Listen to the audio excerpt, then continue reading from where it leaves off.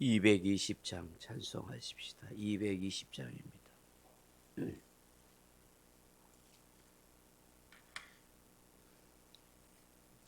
찬송가 220장입니다.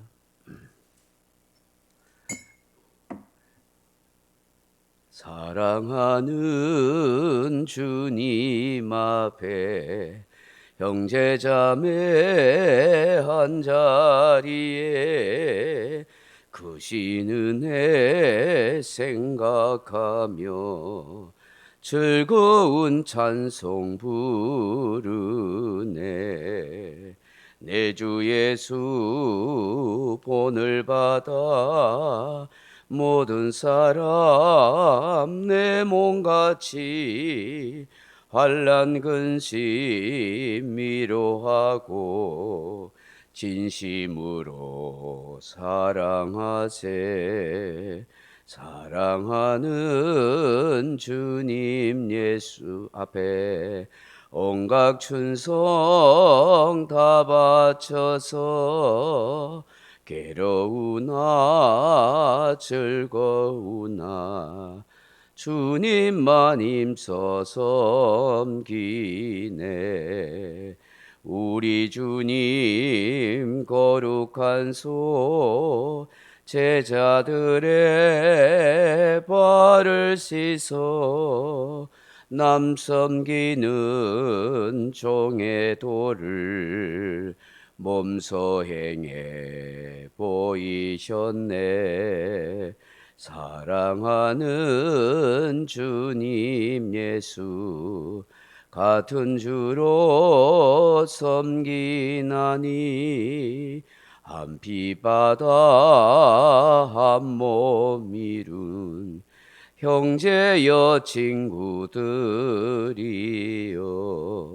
한 몸같이 친밀하고 마음으로 하나 되어 우리 주님 크신 뜻을 지성으로 준행하세.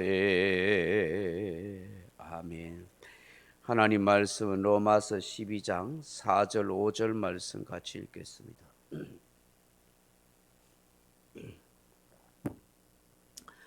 우리가 한 몸에 많은 지체를 가졌으나 모든 지체가 같은 기능을 가진 것이 아니니 이와 같이 우리 많은 사람이 그리스도 안에서 한 몸이 되어 서로 지체가 되었느니라.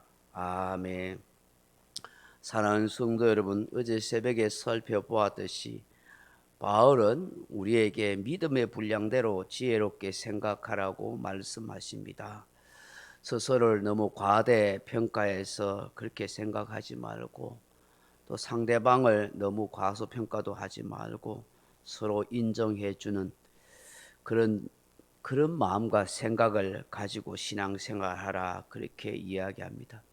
그러면서 구체적으로 오늘 본문에서 몸과 지체의 비유를 통해서 교회가 무엇인지, 어떻게 성도 간의 관계를 맺어야 하는지를, 또한 은사의 다양성을 통해서 쭉 말씀을 하고 있습니다.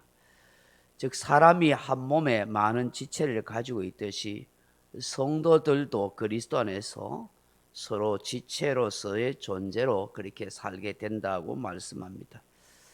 오늘 우리가 스스로에게 물어봐야 합니다. 한 몸이신 예수님을 모시고 사는 우리가 진정 지체의식을 가지고 있는가, 형제의식을 가지고 있는가 하는 것입니다. 성경의 이 가르침 앞에서 우리가 무슨 변명을 하고 무슨 말을 할 수가 있겠습니까? 믿음의 눈으로 냉철하게 볼 때에 교회의 머리이시고 교회의 몸이 되시는 예수님께 우리는 붙어있는 지체요 존재인 것입니다. 머리와 몸이 얼마나 중요합니까? 그 머리와 몸에 붙어있기 때문에 나머지 다른 지체가 살아있고 존재하는 것입니다. 마치 나무에 뿌리와 줄기가 있고 거기에 각종 잎이 붙어있는 것과 같습니다. 나무의 뿌리가 우리의 몸의 머리가 되고 또 줄기가 우리 몸의 몸이 된다고 한다면 그 잎사귀들은 지체라고 할 것입니다. 뿌리에서부터 줄기를 통하여 물과 영양분을 공급받고 그렇게 존재하고 사는 것이 잎사귀입니다.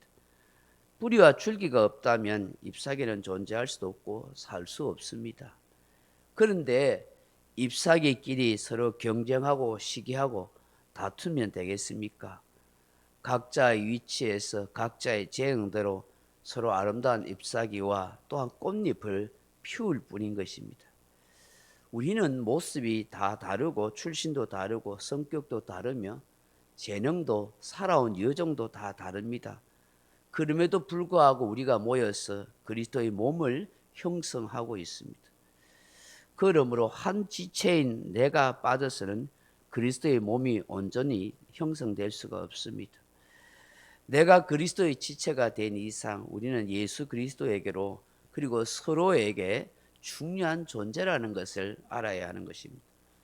우리의 삶의 새로운 의와 가치가 지체의식을 통해서 그리스도의 몸, 그리스도의 교회가 세워지기 때문이다 하는 것입니다. 사랑하는 성도 여러분, 한 몸이신 그리스도에게 붙어있는 지체된 우리 그리스도인은 어떤 특징을 가지고 있을까요? 그 첫째로는 함께 기뻐하는 존재여야 한다 하는 것입니다. 각 지체는 다른 지체 앞에서 자기를 드러내거나 자랑해서는 안 됩니다. 서로 질투해서도 안 됩니다. 열등감을 가져서도 안 됩니다. 왜냐하면 각 지체의 역할이 다 다르기 때문입니다. 서로에게 있어서 중요한 의미와 역할을 가지고 있을 때에 참된 기쁨을 얻을 수가 있습니다. 영국의 프리미엄에서 뛰고 있는 세계적인 우리나라의 축구 선수인 손흥민 선수가 있습니다. 그 선수가 얼마나 많은 골을 넣고 있는지 모릅니다. 그가 그 골을 넣기 위해서 얼마나 많이 노력하고 공을 찾겠습니까? 그의 발이 혹사를 당했다 해도 과언이 아닐 것입니다. 그의 발은 그야말로 황금발입니다. 그런데 사람들은 손흥민 선수의 발이 어떻게 생겼는지 모릅니다. 발에 대해서 별로 관심이 없습니다. 발이 그렇게 고생했는데 정작 상을 받는 것은 손흥민 선수의 발이 아니라 손입니다. 사람들의 호응을 받는 것은 발이 아니라 얼굴, 이목구비와 몸입니다. 그런데 손흥민 선수의 발이 질투하겠습니까? 속상하다고 나는 더 이상 발이 내 손흥민에게 몸에 붙어 있지 않겠다. 나 떨어져 독립하겠다. 그렇게 할 수 있겠습니까? 결코 그렇지 않습니다. 손흥민 선수의 얼굴이 받은 영광이 발의 영광이요. 트로피를 받은 그 손이 바로 발의 기쁨인 것입니다. 어떤 지체의 기쁨도 나의 기쁨이 되어야 하는 것입니다.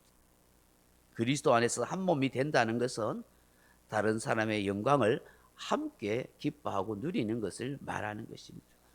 둘째로는 함께 아파하는 것입니다.